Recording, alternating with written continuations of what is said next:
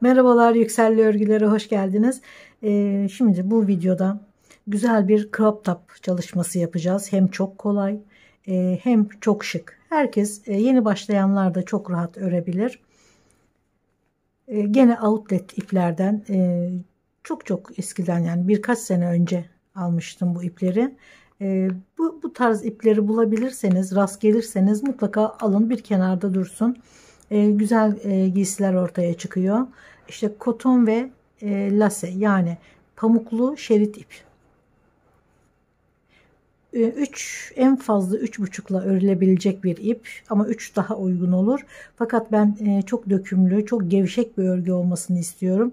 O yüzden 4 milim 7 numara 4 milim tığ kullanıyorum. Siz de elinize göre davranın.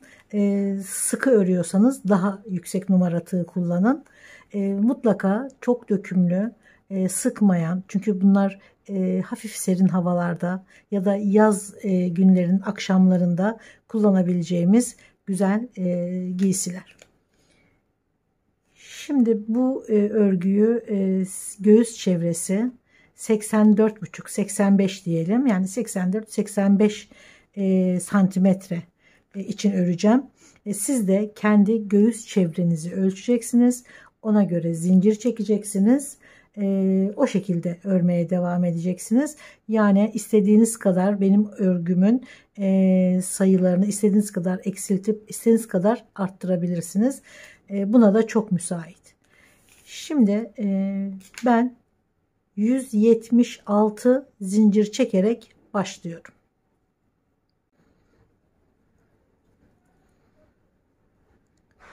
İpi bu şekilde çaprazlıyorum. İlmeği içinden alıyorum. Sıkılaştırıyorum. Şimdi 176 tane, çok sıkı değil, çok gevşek de değil. Bu şekilde 176 tane zincir çekiyoruz.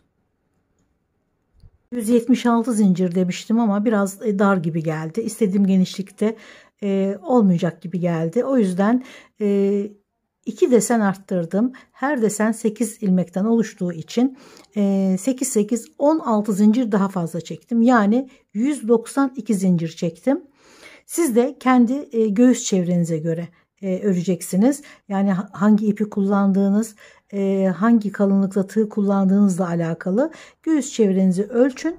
Ona göre ilmek sayısıyla devam edin. Bu 176 belki size denk gelebilir ama zinciri birleştirince sanki biraz dar gibi geldi. O yüzden 2 desen arttırıyorum. 192 zincir üzerinden örmeye devam edeceğim. Zinciri şöyle düz olarak alıyoruz. Dönük olmasın.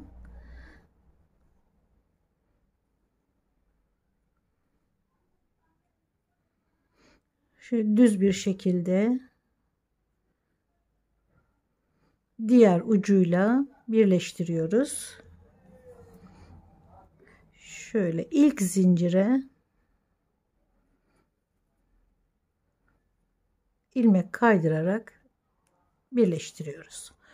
Şimdi burada 3 zincir çekiyoruz. Bu ilk trabzan. Hemen yanındaki zincire bir trabzan daha. Araya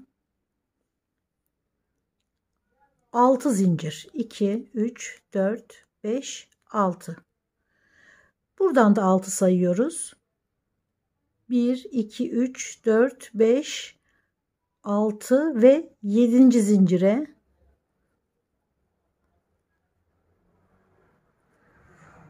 trabzan. Sonra yanındaki zincire bir trabzan daha. 1, 2, 3, 4, 5, 6 zincir. 1, 2, 3, 4, 5, 6, 7. zincire bir trabzan, yanındakine ikinci trabzan. Gene 6 zincir,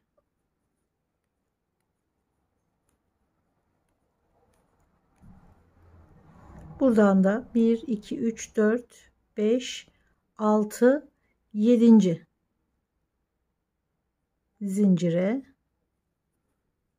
bir trabzan,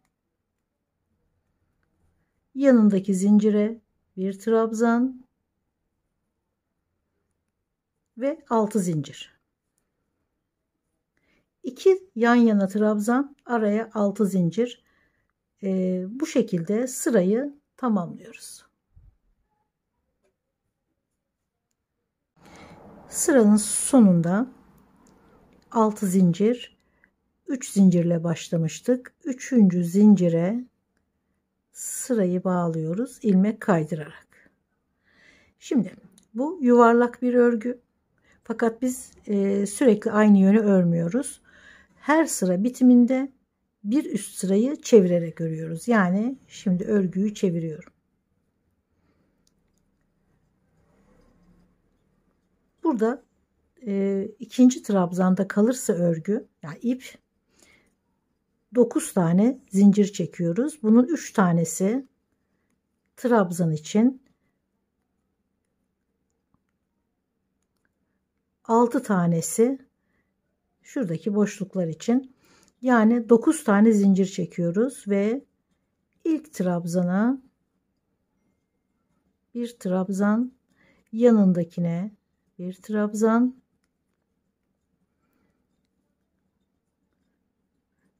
sıranın bitiminde buraya bir trabzan örerek 2 trabzan oluyor ve 3. zincire bağlıyoruz.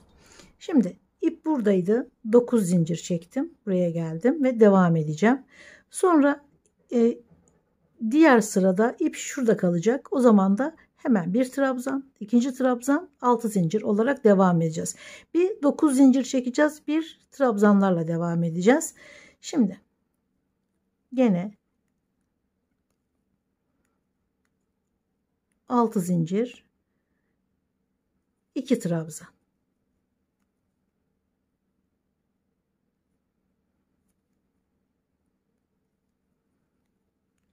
Aynen bu şekilde sırayı tamamlıyoruz. Sıra sonunda 6 zincir, şuradaki trabzanın üzerine bir trabzan.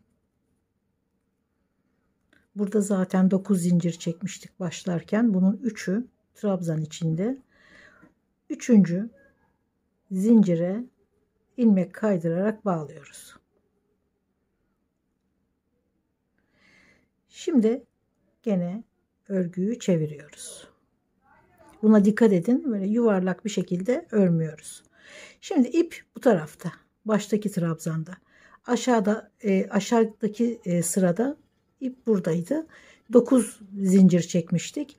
Şimdi ip burada olduğu için hemen trabzan örüyoruz. Yani 3 zincir. Yanındaki trabzana ikincisi ve 6 zincir.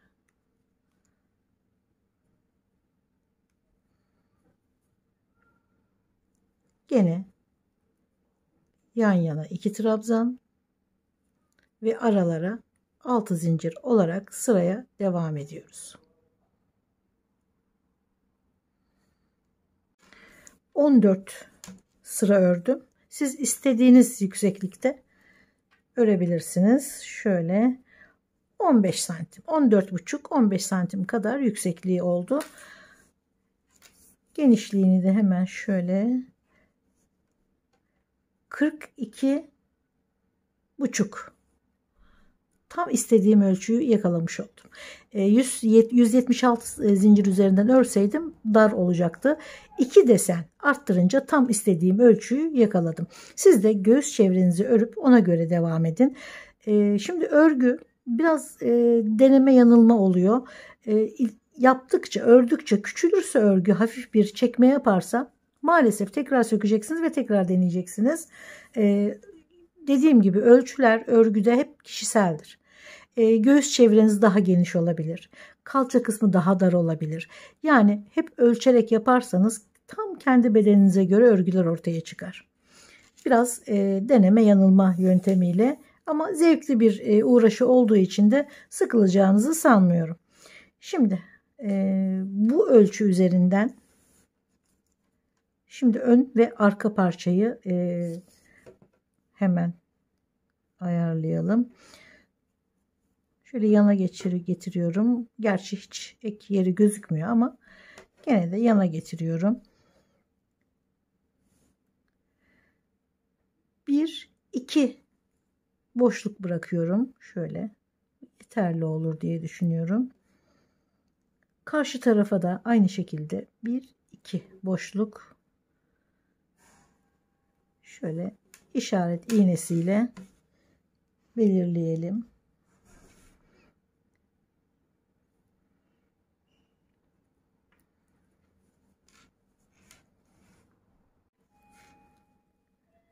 Şöyle 1-2,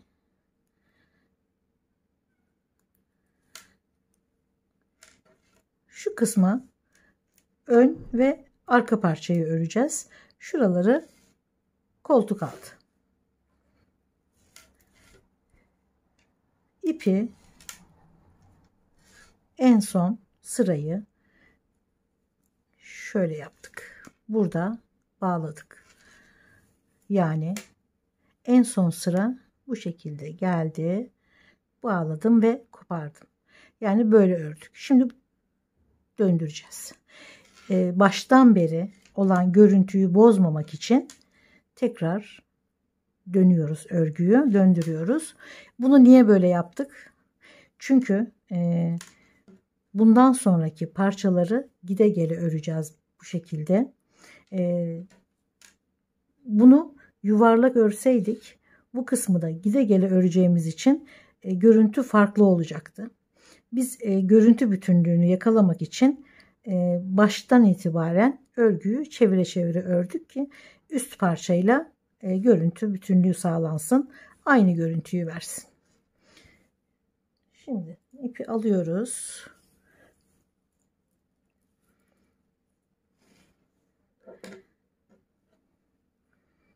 Şuradaki bu tarafa doğru öreceğimizi belirledik. Şu koltuk altı hemen şuraya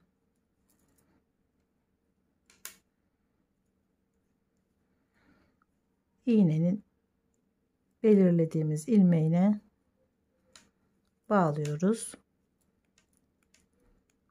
3 zincir ve bir trabzan. Gene 6 zincir, gene yan yana 2 trabzan.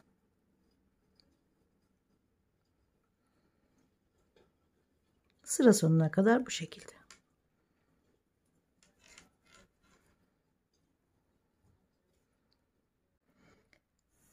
Diğer iğnenin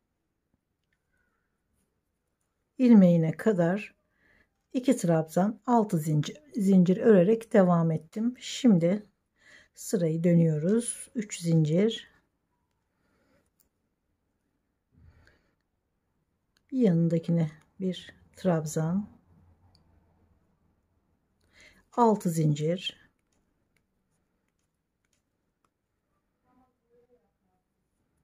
aynen şimdiye kadar nasıl ördüysek devam ediyorum.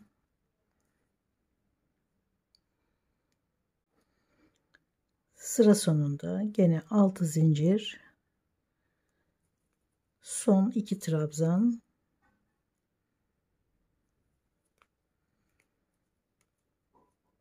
bir üst sıraya 3 zincir, ikinci trabzan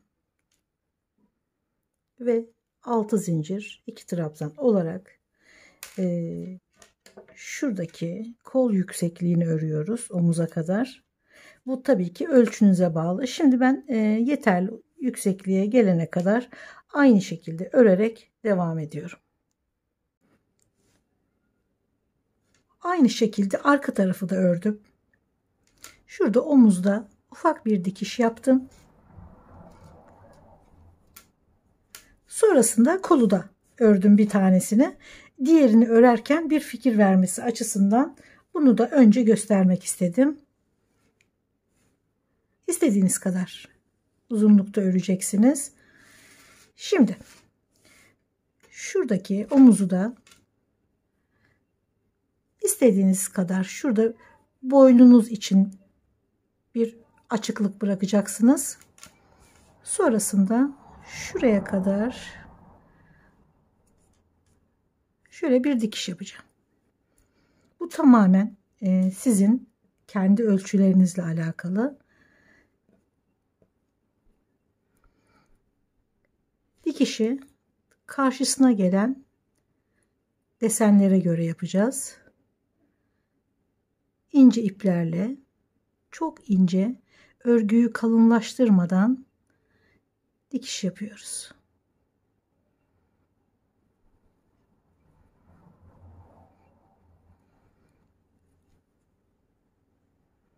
Sıkmıyoruz ipi, olduğu gibi bırakıyoruz.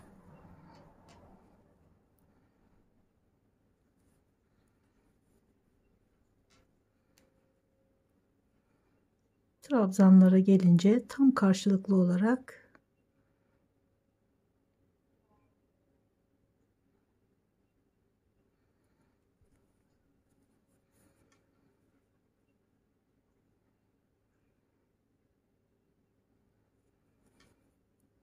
mümkün olduğunca örgüyü kalınlaştırmıyoruz.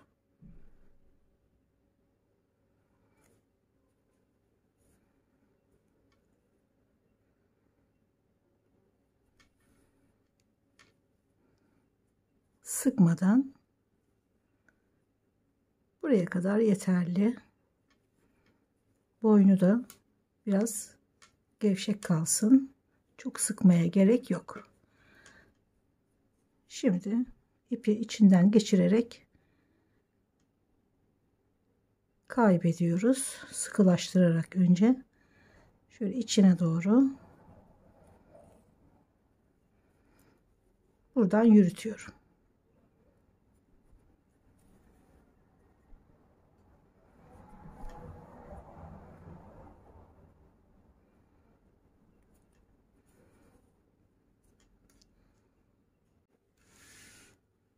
...28 santim. Şurası. Şöyle omuz geliyor. Şu kola düşüyor. Bu ayarları siz kendi üstünüzde ölçerek yapacaksınız. Ne kadar kolunuzda ne kadar düşük olmasını istiyorsanız ayarını yapıyorsunuz. Yani göğüs üzerinden şöyle 3-4 parmak yeterli oluyor. Burada örgünün şöyle bundan sonra ördüğümüz şu üstü ördüğümüz sıraların 1, 2, 3, 4, 5 tane atlıyorum 6.'ya. Şuraya ip takacağım ya da şu karşılığına şöyle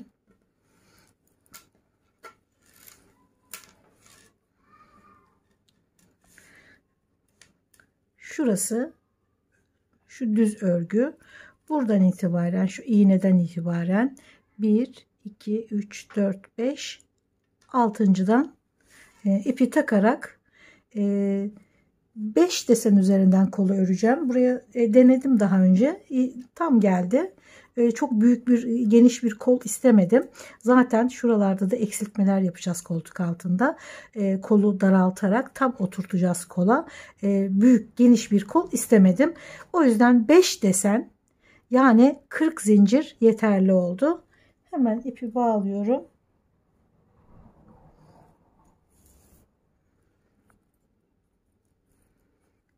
Zincir üzerinden 5 desen örüyoruz kolun üstüne düşecek olan parçaya. Şöyle ipi bağlıyorum ve 1, 2, 3, 4, 5, 6, 7, 8, 40 zinciri gene tam karşılığındaki ilmeğe şöyle düz tutuyoruz döndürmeden, karşılığına bağlıyoruz.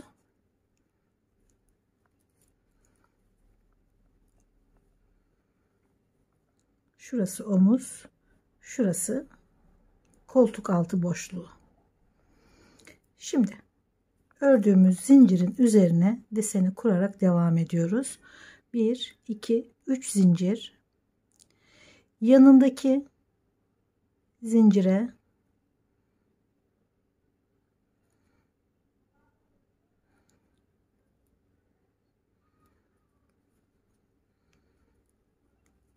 ikinci trabzan, sonra 6 zincir,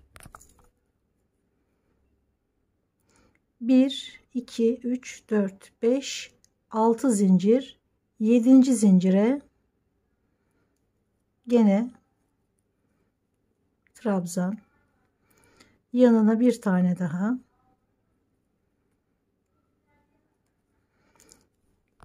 gene 6 zincir. Şöyle tekrar anlatayım. İpi burada bağladım. 40 zincir çekip tam karşılığına bağladım. Sonra zincirin üzerine 1 2 3 4 5 desen çalıştım. Sonra devam ettim. 2 desen daha çalıştım. Ve sarı iğnenin olduğu yer ve pembe iğnenin olduğu yerin arası, şurası koltuk altı boşluğu. 1 2 3 4 desen. Burada eksiltmeler yapacağız. Çünkü şu genişlikle ilerleyemeyiz. Çünkü çok geniş bir kol olur. Bunu daraltmamız gerekiyor. Şurada değil, sadece koltuk altındaki 4 desen üzerinden eksiltmeler yapacağız. Şimdi iğnenin oraya kadar normal 6 zincir, 2 trabzan örerek geldim. Tam koltuk altı boşluğunda şu 4 desenin üzerine eksiltiyoruz. Onu nasıl yapıyoruz? 6 zincir yerine 4 zincir çekiyoruz. 4 zincir, gene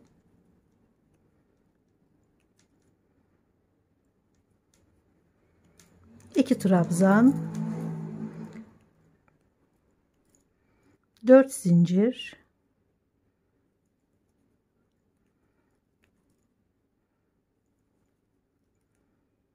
2 trabzan,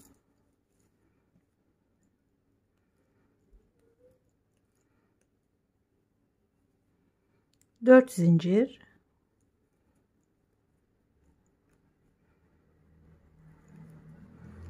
2 trabzan, 1 2 3, bir tane daha,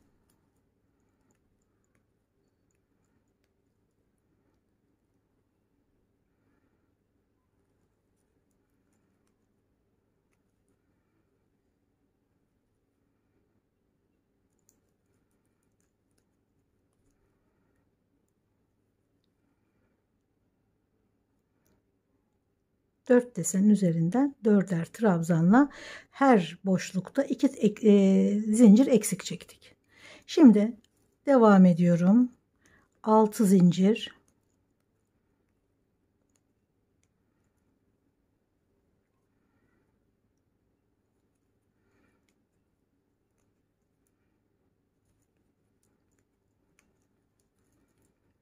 şurası başlangıç yerimiz. Şöyle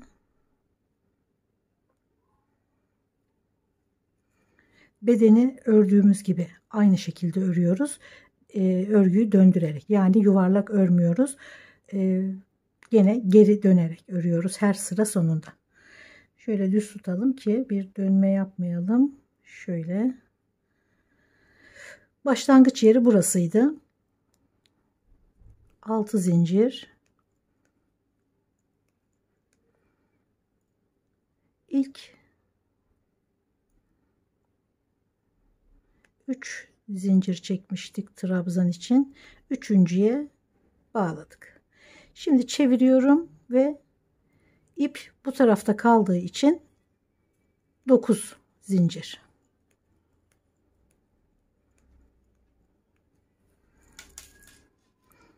Ve trabzanın üzerine gene 6 zincir, 2 trabzan,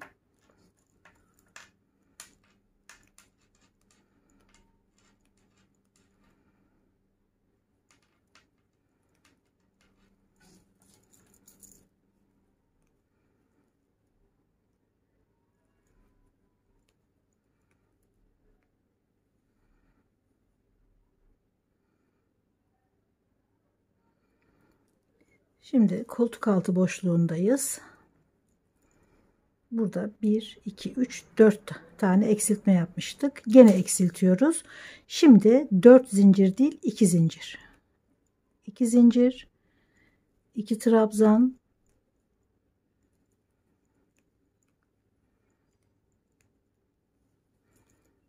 2 zincir,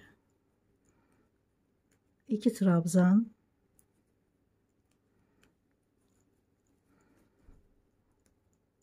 2 zincir,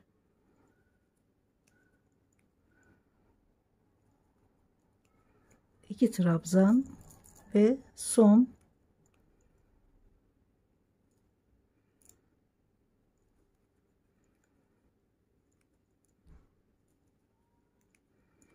4 tane deseni şimdi de 2 zincir çekerek bir eksiltme daha yaptık. 1, 2, 3, 4 tane.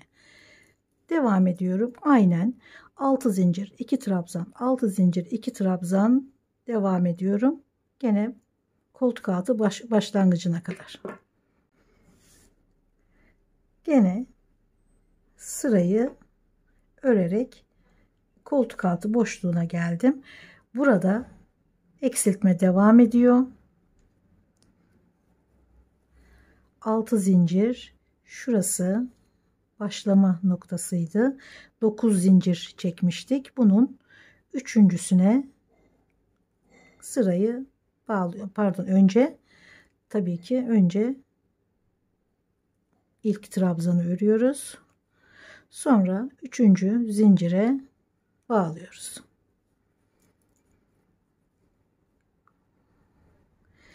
İp bu sefer bu tarafta kaldığı için hemen 3 zincir ve yanına bir trabzan. Gene 6 zincir, 2 trabzan, 6 zincir, 2 trabzan buraya kadar örüyoruz. Üçüncü sırayı örüyoruz. Üçüncü eksiltmeyi yapacağız şimdi. Koltuk altı boşluğuna kadar ördüm. Şimdiki eksiltmemizde en son 2-2 geçmiştik zincir kısımları. Şimdi 6 zincir çekiyoruz. Ve şu kısmı atlıyoruz. Diğer trabzanlara örgü yapıyoruz. İyice daralttık.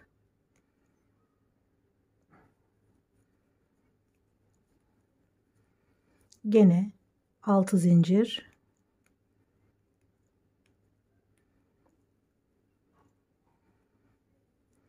burayı atlıyoruz. Diğer trabzanlara 2 tane trabzan.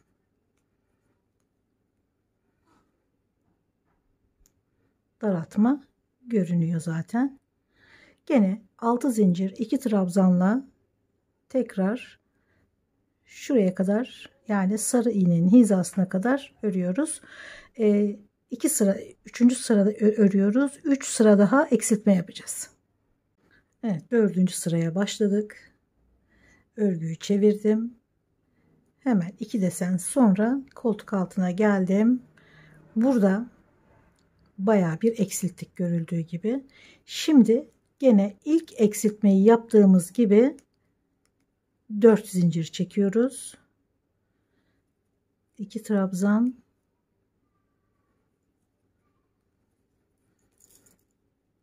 ve gene 4 zincirle koltuk altı boşluğunu geçiyoruz.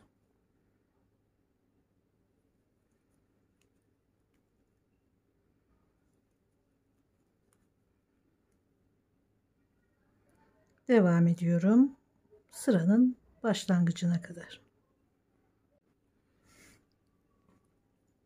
1, 2, 3, 4, 5. sıranın eksiltmesini yapacağız şimdi. Göründüğü gibi gayet güzel bir kavisle devam ediyor kol. Sıra başlangıcımız burası. Örerek geldim ve koltuk altı boşluğundaki şu 4 zincirle eksiltmiştik. Şimdi 2 zincir. Bir alttaki sıraları eksilttiğimiz gibi devam ediyoruz. 2 zincir, 2 trabzan, 2 zincir.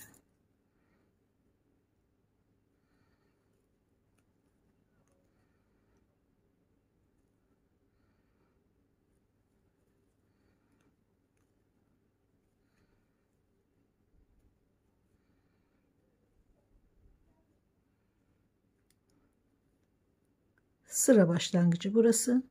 Buraya kadar örüyorum. Sonra örgüyü çevirip devam ediyorum. Diğer başa kadar. Burada tekrardan eksiltme yapıyoruz. Evet, 6. sıraya başladım. 9 zincirle geldim. 6 zincir, 2 trabzan. Şimdi koltuk altındaki son eksiltmeyi yapacağız. 6 sıra eksilterek devam ettik. Bu son 6. sırada. Şurada 6 zincir, 4 zincir, 2 zincir olarak devam ettik. 6 zincir çekiyorum. Burayı atlıyorum. Şuralarda yaptığımız gibi. Burayı atlıyorum. Diğer trabzana bir trabzan, yanına bir tane daha. Eksiltmeleri bu şekilde tamamladık.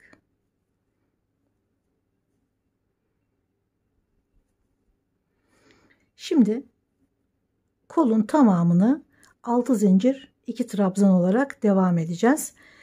Bir kere daha söyleyeyim. Burada 40 zincir çekip 5 desen için bu 40 zinciri çekmiştik. 8 ilmekten oluştuğu için her desen arttırmak için mutlaka 8 ilmek olarak, eksiltmek için de 8 ilmek eksilteceksiniz. Ki desen sayıları tam denk gelsin. Şimdi artık hiçbir eksiltme yapmadan 6 zincir 2 trabzan, 6 zincir 2 trabzan olarak buradaki gibi devam ediyoruz. Kolu 46 santim ördüm. 34 sıra. Bu tabi sizin kendi bedeninizle alakalı. İstediğiniz uzunluğa kadar devam edebilirsiniz. Çok güzel oldu gerçekten. Mümkün olduğu kadar hafif bir desen kullandım ve örgüyü hiç kalınlaştırmadım. Kenarlara hiç sık iğne de örmedim. Bu haliyle kaldı. Ve gece gündüz kullanabileceğiniz harika bir bluz oldu. Bu 34-36 beden. 36 beden ama 34 de giyebilir. 38 için pek olmaz. Bunu mutlaka 8 zincir üzerinden arttırmanız gerekiyor. Yani her desen 8 ilmek olduğu için arttırmak istiyorsanız 8 ve katlarıyla, eksiltmek için de aynı şekilde ve çok kolay örmesi, gördüğünüz gibi. Bu arada çok da güzel bir koltuk altı kesimi de görmüş olduk. Umarım beğenmişsinizdir. Umarım gene emeğinize değecek ürünlerden biri olmuştur. Videolarımı beğeniyorsanız ve bundan sonrakilerini de izlemek isterseniz beğenmeyi ve abone olmayı lütfen unutmayın. Görüşmek üzere, sağlıkla kalın.